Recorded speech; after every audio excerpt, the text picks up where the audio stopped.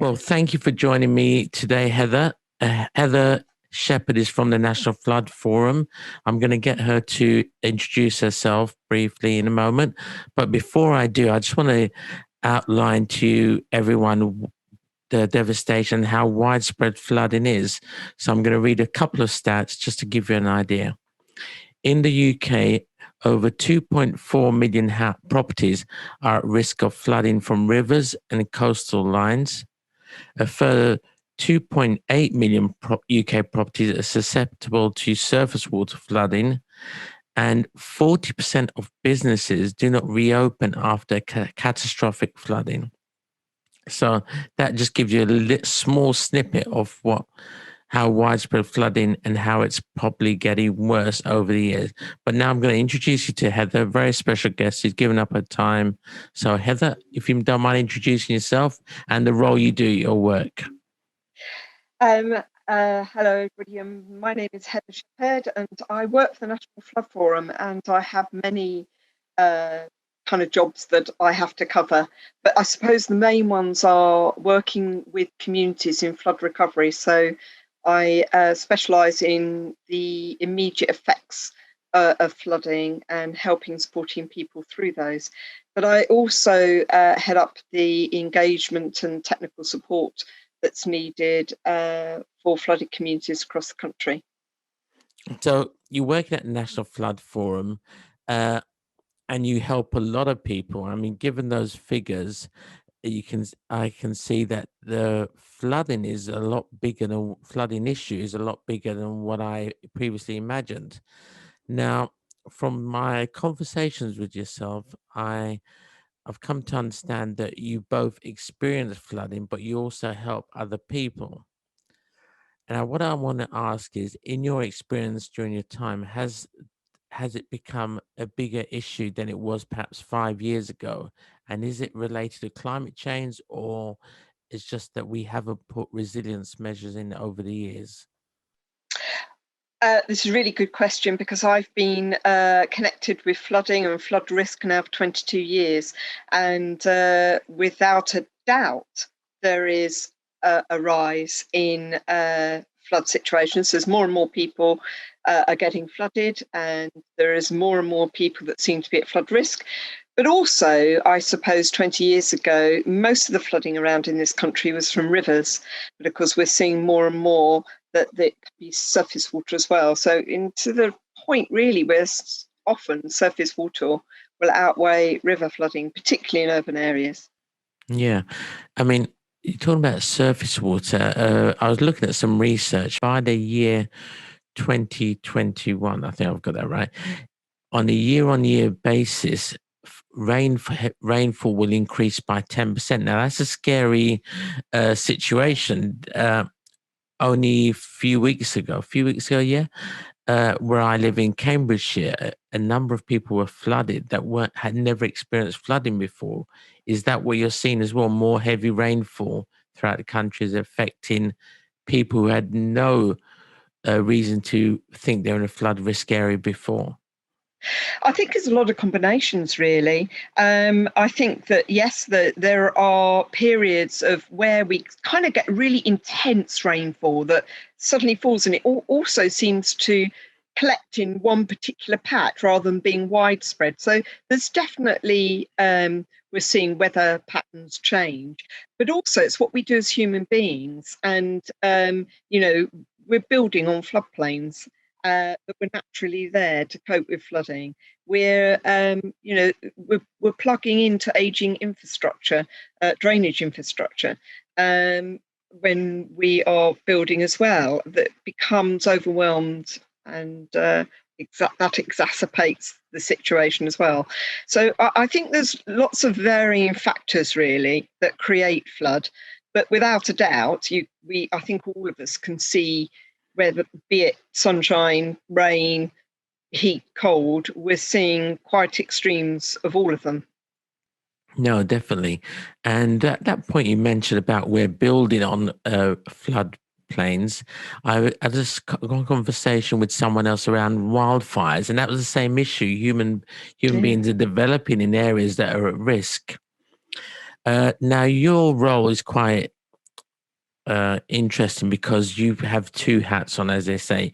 You've been a flood victim and you help others, which gives you a unique sense of empathy, I guess, with those who experience flooding. Do you mind telling me a bit more about your experience and perhaps because I had a flood a year ago and it was a little flood compared to people who get flooded by rivers, but it still took a year to get their house back in order. Can you give me your experiences and what others experience and what they go through when they experience a flooding?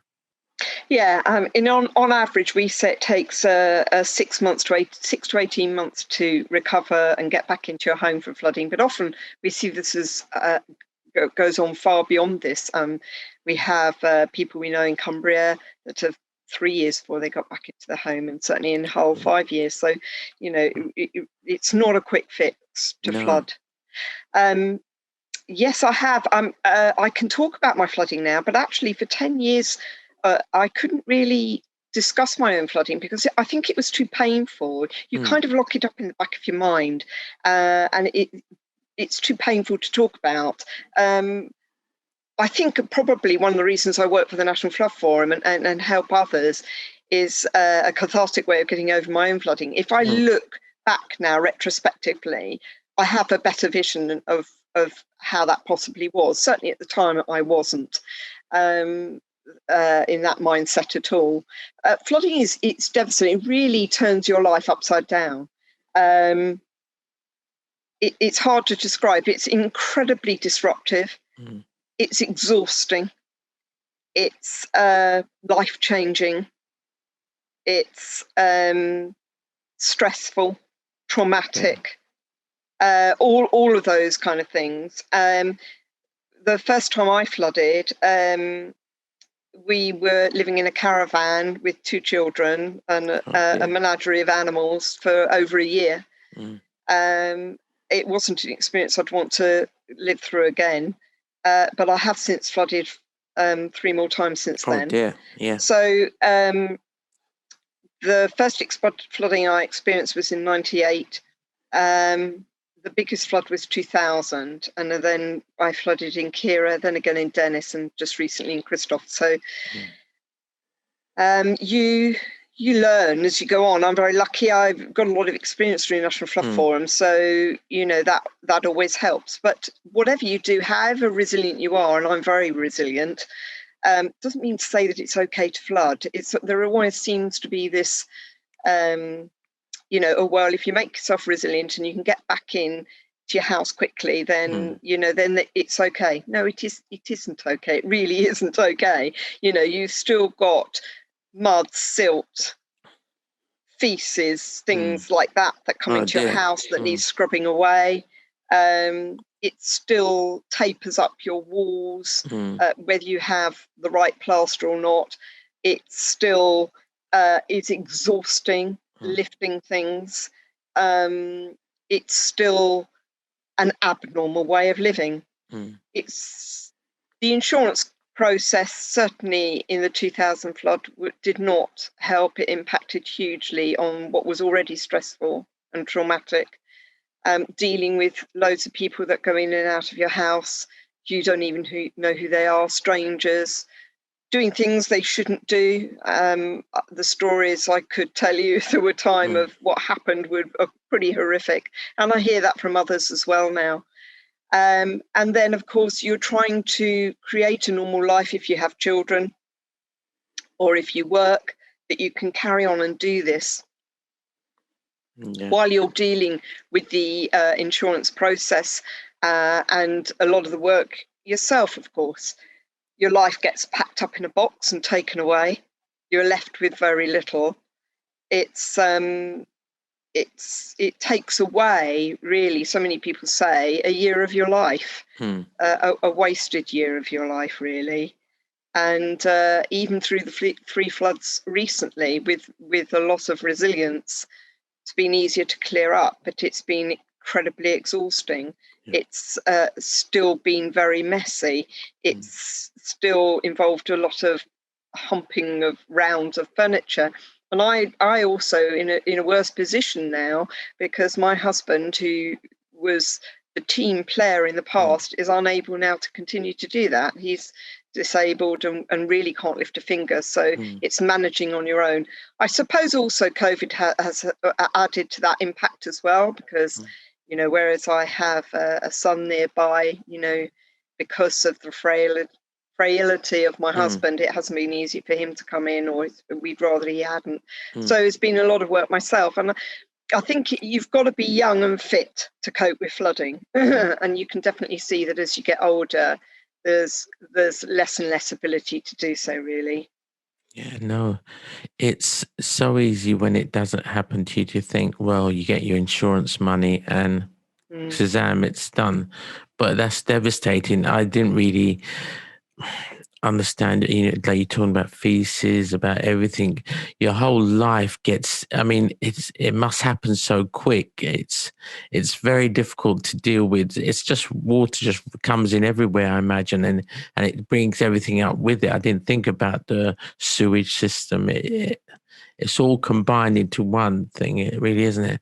And then you've got all that lifted. I'm very sorry to hear that the experiences you've gone through. It's not nice. My own little thing is pales in comparison to yours when you think about a burst pipe and you've got a massive flood. So yeah, no, it's horrible to go through it several times. It is different. Each flood is different, and I live in a rural area, so we are surrounded. We have very, very deep water, so much so that the council provided a boat for the area. You can't get in or out of the area.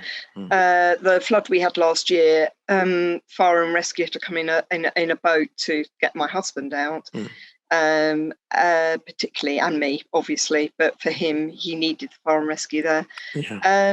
And you know, because we're rural areas surrounded by farms, you've got a different impact of sewage coming in, and other people do. Surface water, it's still not pleasant. Still will have sewage.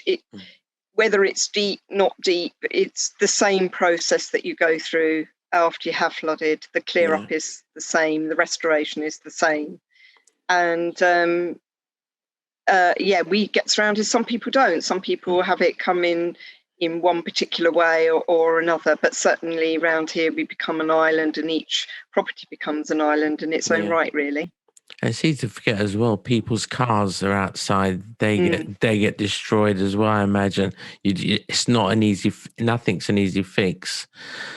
I remember you also talking to me briefly about the mental health impact. Yeah. Is that something that, again, it's an area that can be forgotten if you're not experiencing it? Well, you know, you get the money, you do it, you got a brand new house, but it's not, is it? It's completely different.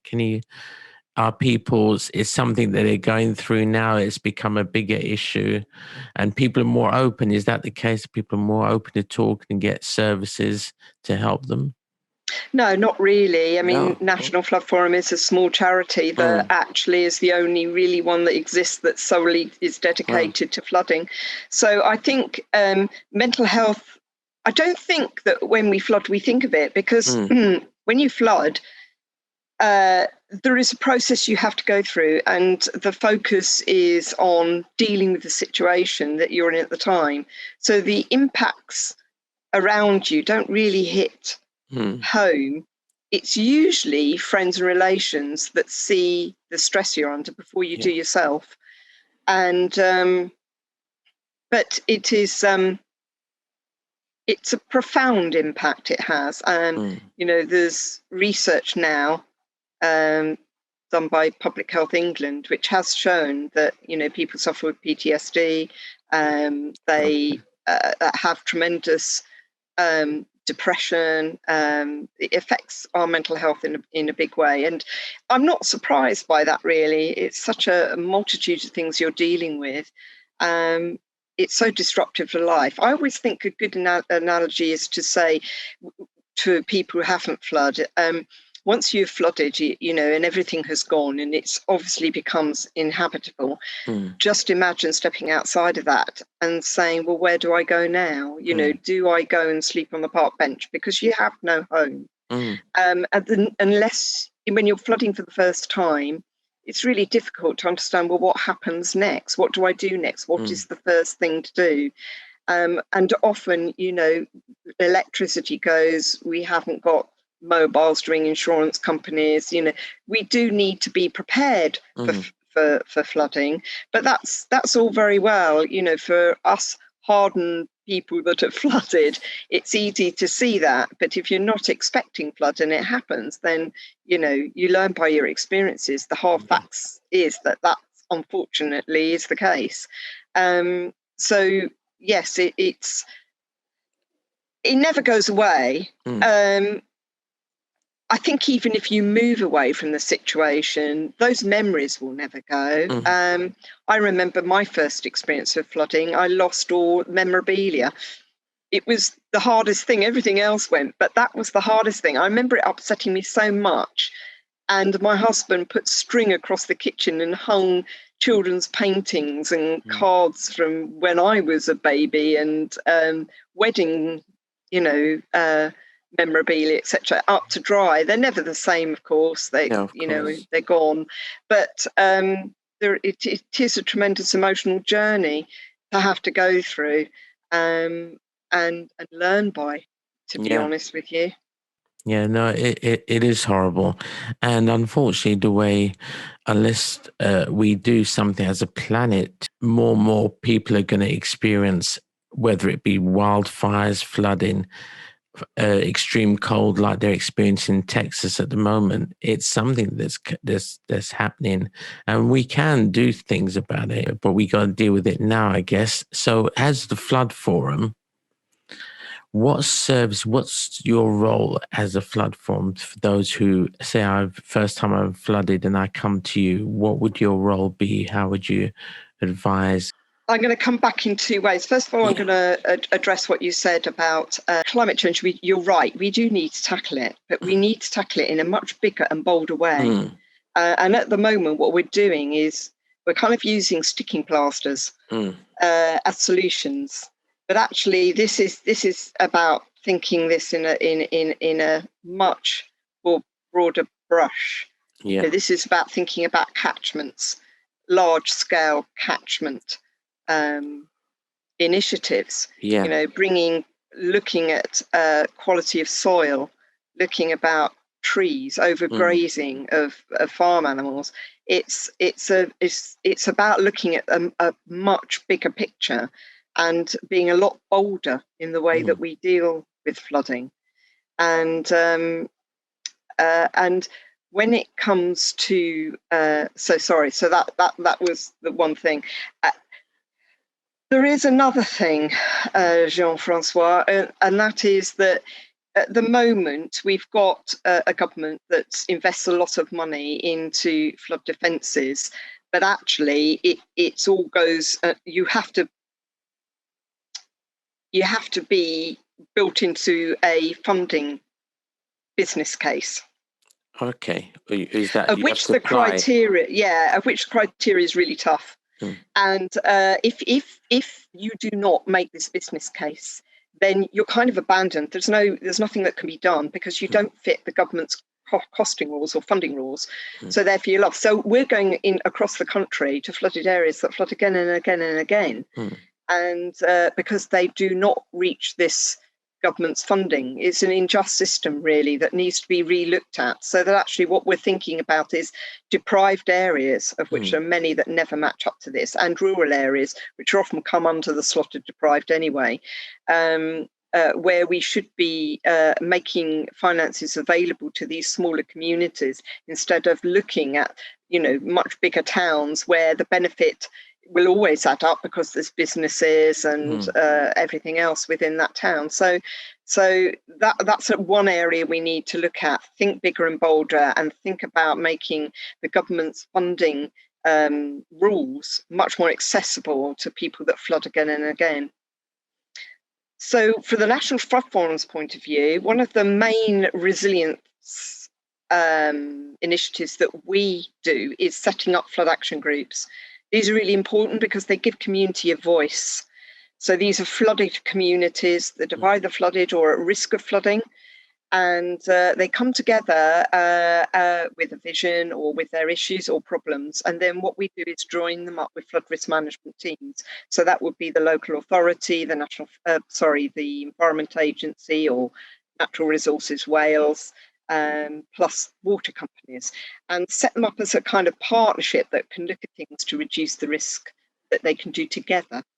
And it's really crucial that these are done together because they're so interlinked. The issues and the problems of flooding are very interlinked. So we need to make sure that that partnership fulfills the criteria of looking at reducing flood risk. Then the National Flood Forum also goes into recovery. So as soon as an area has flooded, we are able to go in. We have a great big kind of trailer with, that can provide sustenance and, toiletries, etc., and where we can speak to people and help them through that initial process where they've been used and they don't know where to turn or what to do.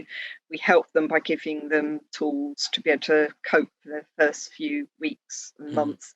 We help them regards their insurance, but also we help with any insurance issues they may be having, and we pick up on those, and we pick up on anything really, working in partnership again with the council, Environment Agency and water company to ensure that those people have got the resources and to fulfill the needs they need at the time of recovery.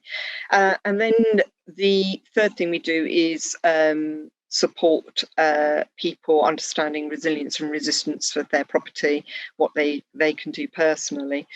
We work to push the people's voice on certain uniformed problems that people have across the country. One of them is the planning at the moment is top. One was insurance. The third one is riparian ownership. And we work for change. And really anything else the National Flood Forum does that's associated or has a connection with flooding, we help and support them through. Yeah, so the other thing is resistance and resilience. Now, there is a context here. Please try not to separate them, Francois, because they're so interlinked, and they're one of the things the National Flood Forum are starting to really recognise and pull together evidence on as well. Resilience and resilience is about what you can do inside your property to make it more resilient to flood. So it's allowing the water into your property and having things within it that will help it to dry out quicker, clean up quicker, and so it doesn't need a major insurance claim to be able to get you straight. And then there is resistance, which is about floodboards, air brick covers, and sump pumps and all those sorts of things that you can put attached to your property, or tangible products that go onto your property to try and resist the water coming into the property. Okay, yeah. Now, what we're finding is these are very successful depending on the type of flooding you have. And at the moment, we need to think about the type of flooding and where these are suitable for. And I don't think, the world has quite sorted that out yet. And it may be that many properties these are unsuitable for, particularly older properties, but also sustained water against them, they are less likely to be effective. Whereas, of course, if you have surface water, flash flooding, as we call it, that comes very quickly and goes very quickly, then they are much more successful and worthwhile. So we need to think about that so that we're much more bespoke about how we use this property level resilience. Then the bit that's really connected to that is that everything like this, resilience and personal resilience, is obviously always pushed at the community itself. There are many disadvantaged communities who could never manage to pay for any of this themselves. And there are certain circumstances where it would be really difficult for people to actually place this on their property at the time they need to. There is also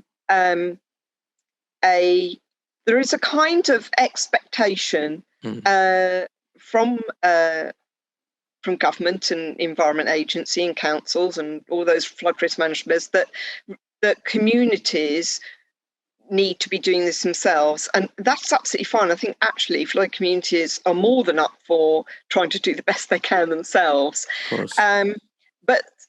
But we need to also, communities also need to see what is happening from flood risk management around them as well, because there is no one size fits all. This is about lots of different kinds of interventions. It's about natural flood management, so thinking about that catchment again. It's about property level resilience, which we've just spoken about. It's about unblocking culverts, maintenance of drains, maintenance of environment agency structures. It's a whole puzzle of different interventions that need to be worked together. One on its own is never normally enough. And so we need to ensure that they are used together and not just singled out as, well, you don't match the business case, so this is all there is available to you. We need to ensure that everybody has access to everything to make us have a to make resilience together through flood risk management and communities to strengthen the connection between them all, really. Yeah, no. Yeah.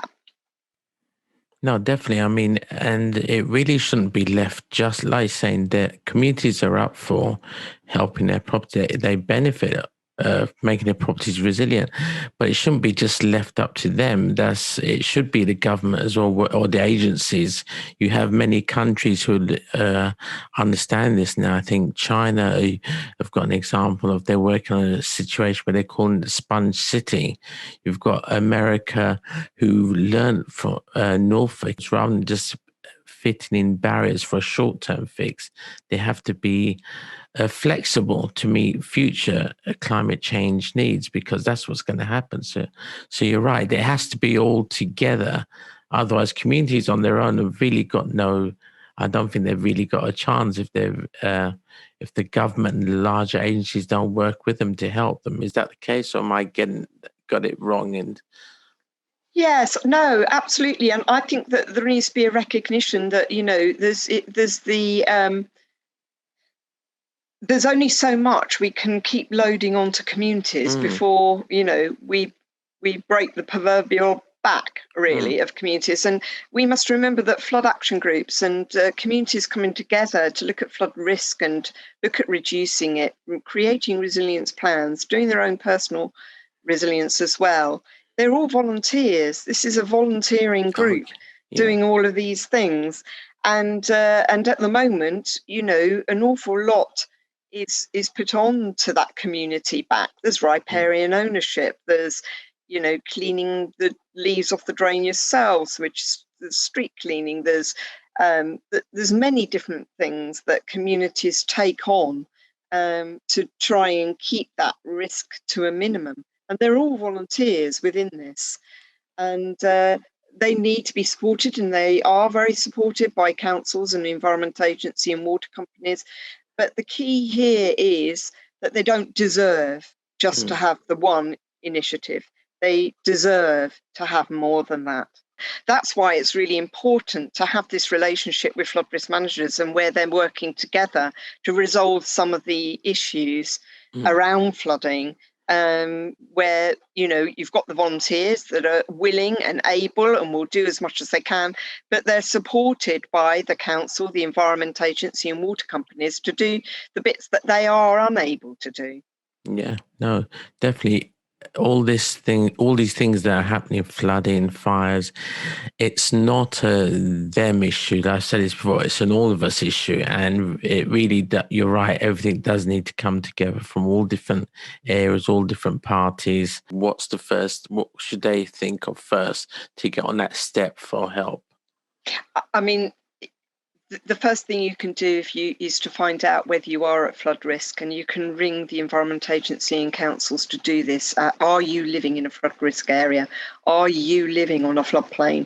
That's the first thing to find out, do. And then the second is to make sure that you're signed up to the Environment Agency flood warnings. That's really important, because that gives you some indication as to whether you're likely to flood through 3 different alerts.